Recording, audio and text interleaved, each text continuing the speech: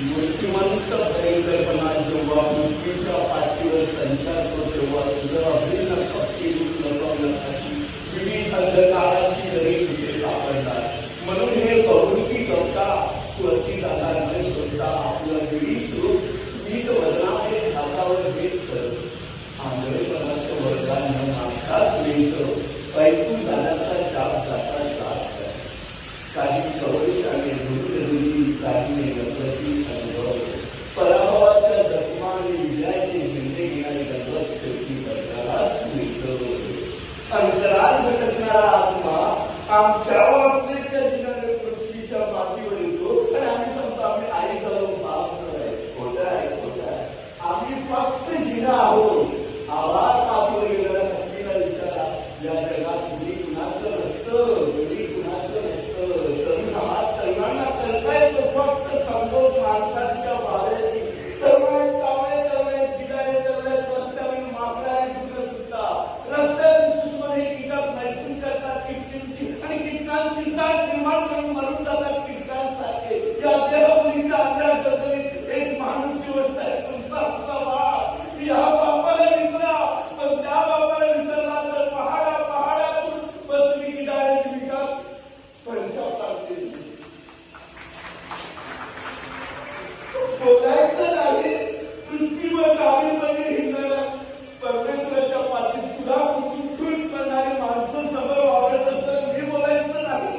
तिला माहीत आहे माझ्या क्रोधाला हात नाही पाय नाही लग्न बांधलाय मी. दुःखाचं घर कसं घराला कल्पत तशी माझी अवस्था झाली आहे. अरे रडणार माझ्या डोळ्यात आसम निर्माण झालेला फाचा पडेल पण शाळेसमोर कधी रडणार नाही. सूर म्हणतो साथ दे दिवा म्हणतो वाद दे पुन्हा म्हणत्या म्हाताऱ्याला फक्त तुझा हात दे. कावळा म्हणतो पंख दे चिमणी म्हणते खोपा दे. मायावरचे आजोबाला फक्त तुझा पापा दे. तुम्ही मानवा तुम्ही दॅट इज अ क्वेश्चन. जगावं की मरावं हा एकच सवाल.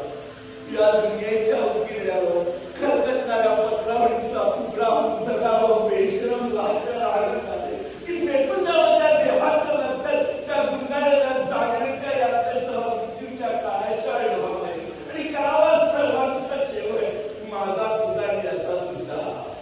मृत्यूच्या महासर्गाने जीवनाला असा डंक मारला की नंतर येणाऱ्या निद्रेला हंसावा जाणीचा किनारा. पण त्या निद्रेलाही पुन्हा स्वप्न पडू लागलं तर तिथंच नाही पाहिजे.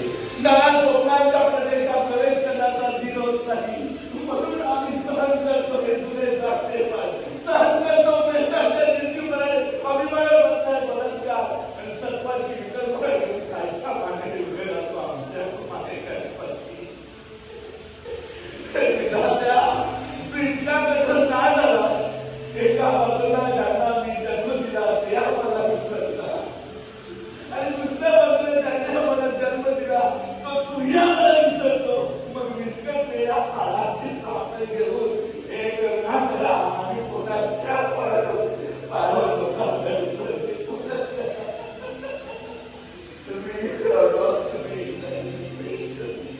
जगावं की मरावं हा एक सवाल. हे सर्वस्व शक्तीनं या खंडाची अभेदता मला दान करा. फक्त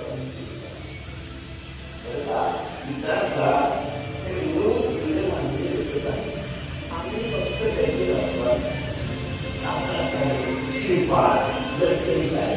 एकापेक्षा एक प्रेक्षकांच्या आसपावर स्वतःच्या दुःखाची पीक काढणारी बघोरी समान. काही जाऊन त्याच्या काळजीने लिखाण करणारी ही जा. यांनी भरले विषयाच्या सारखे पात्र माझ्या देहात. हे सुद्धा करा हे तैरामा असे लोक कुठे असले कुठे वरतीला जाऊन पडलं करे.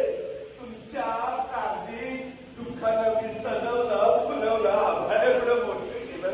आता माझं काय रे? आता हा लग्नमंचावर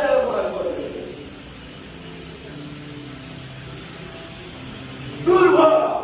सगळं निरर्थक आहे. दया दाखवा म्हणून हा जुलियस सीझरला क्षमा करत नाही आणि कोणी प्रार्थना केली तरी त्याला क्षमा करत नाही. जुलियस सीझर आलेला आहे आकाशात लपलपणाऱ्या ताऱ्यासारखा. तो मी आहे ज्युलियस सीझर, मी आहे प्रतापराव, मी आहे अथल्यो, मी आहे हॅम्लेट आणि मी आहे गणपत बेलवाकर जनसंग्राम. महापुरुष माझ्या देहाच्या या शांतिहानात राहायला आलेले आहेत. महापुरुषांची छाती जे कट्यार साऱ्या महापुरुषाने मला खेळलेला आहे. चारी बाजूने महापुरुष येत आहे आणि ही कटार